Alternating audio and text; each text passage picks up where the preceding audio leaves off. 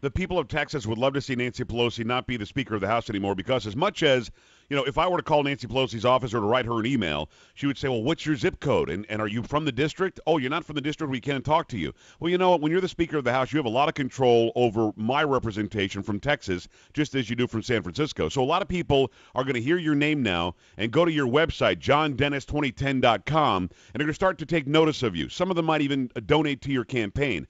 How can we know that that donation is going to get us somewhere? I know that there's no real early polling showing where you are against Nancy Pelosi, but what specifically is your message that could send her off tilt and maybe finally get people out to vote who have more American conservative values?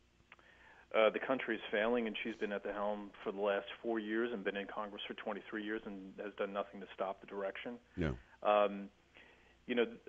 I've been doing a lot of radio shows, Joe, so you have to forgive me for the last 6 weeks or so. And I've started to realize as I listen to myself on these things, I'm talking so much about, winning and what we're doing to win, and I'd like to talk a little bit more about that later. But what I really want to talk about is the message and the thing that got me into this race in the first place, which is that the Republic is in jeopardy. This is a very serious situation. We each owe, if you add up all of the debt and the unfunded liabilities and the backstops to the banks and the GSEs, we're each in debt to the tune of $300,000 a person. Yeah. And that's unsustainable. And lesser republics have fallen for lesser reasons than that. And it's a frightening situation. I'm a father of a young daughter. Daughter's going to be 4 this month. Wow. And I think a lot of people feel the same way, that there's something seriously wrong. So in San Francisco, I think even liberals are feeling that too. I just get a sense of what's going on around the net.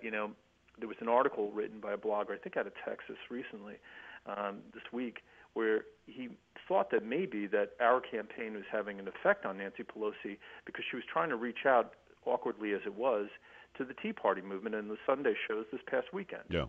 And one of the comments in that section was, I've talked to a very liberal friend of mine in San Francisco, and he said without hesitation that he's going to vote for John Dennis. It's great. So I think it's great. And Nancy Pelosi has done just that. She said that that the Republicans hijacked the Tea Party movement from her and the liberals, which is just stupid. But she's also said things like a bipartisan bill doesn't need bipartisan support. I mean, she is the queen of doublespeak. Do you think that you'll be able to cut through that and really get to the hearts and minds of people in San Francisco and make them realize that she's really just about holding on to power, controlling them, keeping her own little fiefdom going, her own little elitism going with her 747 that flies her around? I mean, can you get to the hearts and minds of people and make them understand that she's not looking out for you and the status quo doesn't work anymore? You can make a difference. Can you cite places like New Jersey and Virginia and Massachusetts and say, look, if they can do it, we can do it? I think so, and I think it's already happening. And I think also we have to make sure that we understand what the mission is here. The mission is not to convert San Francisco from a liberal city to a conservative city. Right. The mission here is just to win enough votes to defeat Nancy Pelosi. And in that regard, I think we're doing really well right now. We've got a lot of people are paying attention to the campaign. Our campaign website is the most visited campaign website in America. JohnDennis2010.com. Go ahead. So people, for what you were saying before makes sense. The local voters will decide what the outcome is, but at the end of the day, it really is a national election, so there's national interest in this candidacy. So if you think about all the stars and the challengers and incumbents running for office in America this year, our campaign website is the most visited. So I think that's indicative of how much people are paying attention and how much they want change. A couple of things. First of all, whatever radio talk shows you've been on before, this is the first real one you've been on. Oh, come on. Is that? I can't. It must be, because I noticed that Fergie's on your website. I thought she was your co-host. Well, Fergie is on the website every Wednesday because it's hump day. We have to get over the midweek hump. All right. I've got to ask you a few things. Who are you? And when I say who are you, you've got a 4-year-old daughter. I'm assuming that you're married. Actually, I'm not assuming it. I see it on your website. But who are you politically? Why do I care about John Dennis? If you don't have to make San Francisco a conservative city, if there are extreme left-wing liberals there who are the base of Nancy Pelosi, the chances of you getting them to vote for you are probably going to be slim and none if you're completely the opposite of her politically on every issue. Who are you? Why do you bring something that I would vote for? Well, I'll tell you a little bit about me, and I'll tell you what I believe in, because what I believe in is what's driving me to run.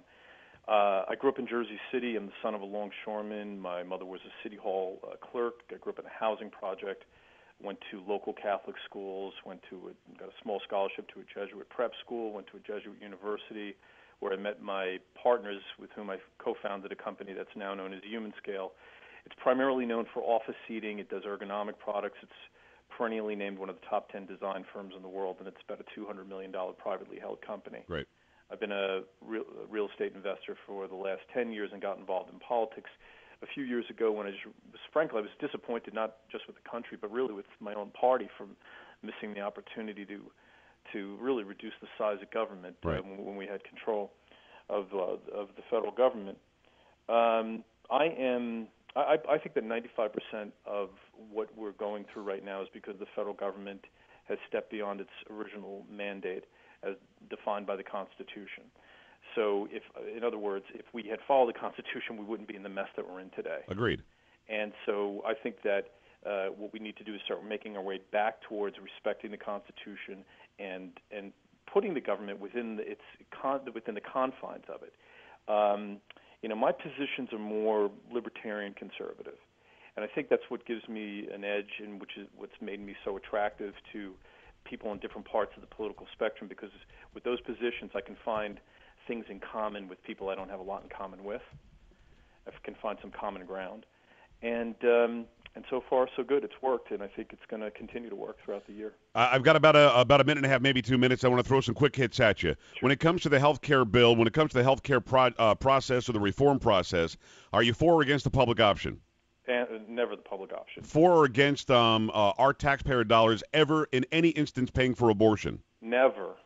For or against some sort of tort reform which would limit malpractice suits? Leave it to the states. It's an issue of federalism. It's much better dealt with by the states. And by the way, the state of Texas does have that now. That's why so many doctors flood into here. Yep. When it comes to giving more competition to insurance companies, do you think that we somehow on a federal level need to pass legislation that would entice states to let that happen? Right now, states aren't allowing for competition across state lines. Use the Commerce Clause for what it was intended, and open up states, make business regular with insurances across state lines. Where are you on the Second Amendment, gun rights? Strong. Don't need a Second Amendment to tell me that I can have the means to protect my life and my property. If you had the ability, would you overturn Roe v. Wade? It should have never been heard in the first place by the federal courts. It's not a federal issue. It's a great answer, because I think that is absolutely a state issue. Honestly, there are a lot of people listening to me right now don't even realize this. A lot of states, it's against the law to have an abortion, but that ruling superseded state law, which doesn't make any sense. Yeah.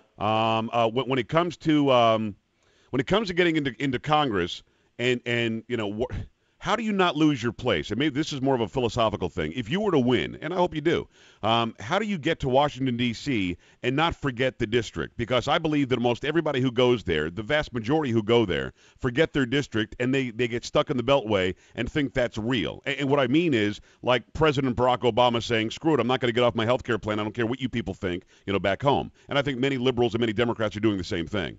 Well, I have prided myself on the fact that I understand what the proper role of government is in our lives, and its only role is to protect our rights. And if you read the Constitution, it seems to support that position. So I am interested in following the Constitution and worrying about protecting people's rights and let them live their lives as long as they're not harming anybody else. But there's not going to be there's going to be personal responsibility. People are not going to have the government as a backstop for them. Yeah. That's what life ought to be about. And I want to say one other thing about that public option. Go ahead. By the way.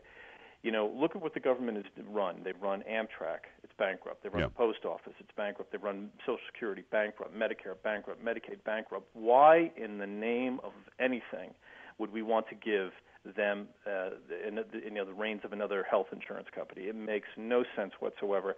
That's our future if we get this public option. It's going to sound like it's out of left field, but I want to ask you this, because if I don't, then a lot of my listeners who are Deborah Medina supporters, I don't know if you know who that is, will give me a hard time. Do you believe the government had any role whatsoever in taking down the Twin Towers on 9/11? The government can't tie its own shoelaces. No way. See, that's a perfect answer. John, I wish you well, my friend. I'm going to put your website on my part of the website. We're going to get you a lot of play on this. I'll probably play the interview again in a couple of hours. I wish you the very best. Will you do me a favor and keep in contact? Let me know how you, as the polls start coming out, if you start to make some inroads into what's happening with Nancy Pelosi running for re-election. I'd like to keep you, on our roster to get you back on to talk some more. Joe, watch this campaign. Something special is going to happen here, and it'd be my pleasure to come back. We're going to keep an eye on it. John Dennis, thank you very much. He's a Republican running against Nancy Pelosi in San Francisco, and we would love to keep an eye on that campaign. We'll put a link to his website on my part of the website at the radio zone of WOAI.com. Meantime,